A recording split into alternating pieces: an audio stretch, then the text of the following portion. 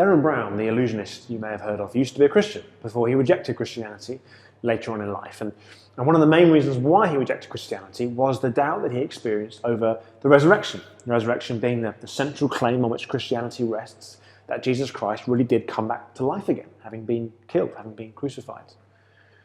And of course, it's well worth saying that miracles are hard to believe in. It's okay to find miracles hard to believe in. They are, by definition, not least the resurrection. And in an interview in 2016, Derren Brown simply said this. He said, "It all comes down to whether the resurrection was a real event or not." And I think he's right. It does all come down to whether the resurrection was a real event or not. And the Bible would agree with that.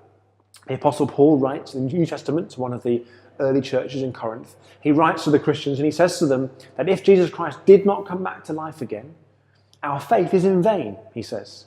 And he goes on to say that if that's the case, Christians are above all people most to be pitied. So the stakes are pretty high. In fact, if the resurrection is not true, you could say Christianity is a waste of time. It's off. On the other hand, if the resurrection is true, the implications are enormous.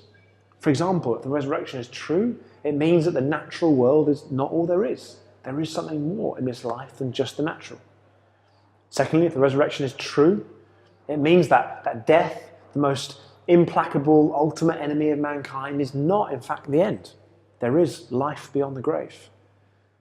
So the stakes are pretty high, and therefore I would suggest that it's well worth all of us investigating the evidence for the resurrection.